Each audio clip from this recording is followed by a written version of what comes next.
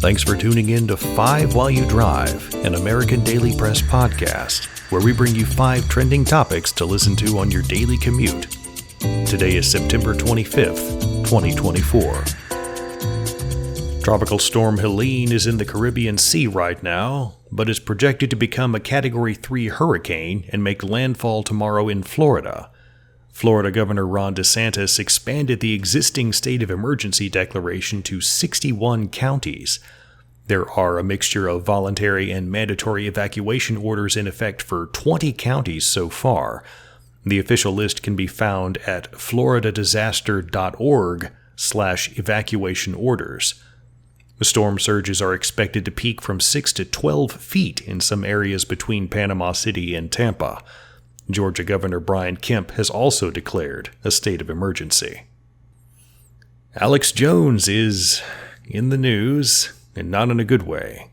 Following the $1.5 billion with a B dollar defamation lawsuit brought against him in 2022 by the families of the Sandy Hook victims, and his subsequent filing for bankruptcy, U.S. bankruptcy judge Christopher Lopez said in a hearing yesterday that he will approve the auctioning off of Jones's assets starting in November.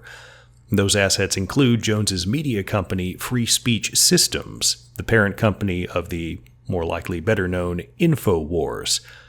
That means everything from the domain name itself to all of the production equipment, vitamins,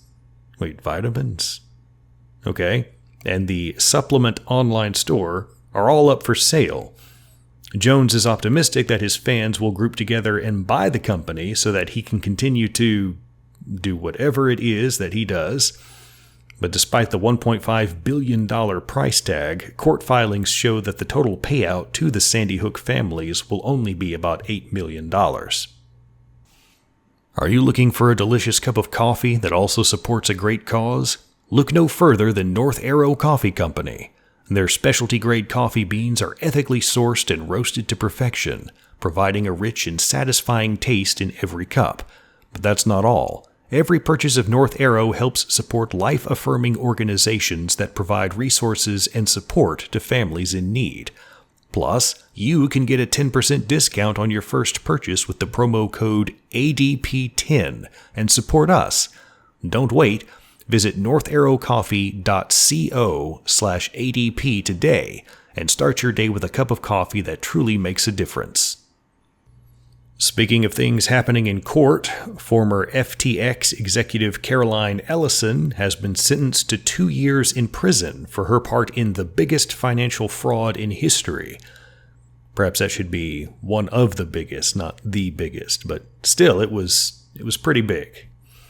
She's also been ordered to forfeit $11 billion with a B dollars.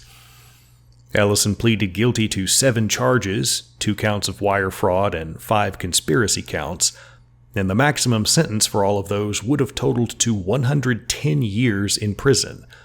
But because she was the star witness for the prosecution against her on-again, off-again boyfriend, Sam Bankman-Fried, prosecutors recommended a more lenient sentence.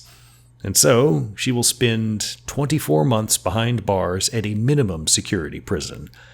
As for Bankman-Fried, he's now bunkmates with Diddy. That's not a joke. They really are cellmates now at the same prison. It's a small world. Speaking of people getting together, Minnesota Governor Tim Walz and Ohio Senator J.D. Vance will get together for a vice presidential debate next Tuesday, October 1st. CBS News will be hosting the debate in New York. The rules are still being negotiated, although I'm sure Johnny Cash would know what to say about that, and they will most likely be similar to the ones that were used for the presidential debate a couple of weeks ago. Was that only a couple of weeks ago? Man, how time flies. The only thing that's known for certain is that Walz and Vance will stand for this debate instead of sit. This is the first and only scheduled debate for the running mates.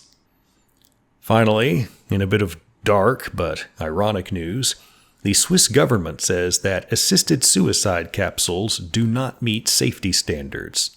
You heard that correctly. You see, assisted suicide is legal in Switzerland, and back in 2021, a group called The Last Resort got legal approval for their device called the Sarcopod, a 3D printed capsule that fills itself with nitrous gas. On Monday of this week, an American woman, whose name I won't tell you, used one of the sarcopods to end her own life in Switzerland, somewhere near the German border. She apparently had an entourage with her, and they were all arrested. Well, maybe not all of them. Reports are a little sparse, but reports say many people were arrested. And assisted suicide is allowed as long as the person takes their life with, quote, no external assistance, end quote, according to Swiss law.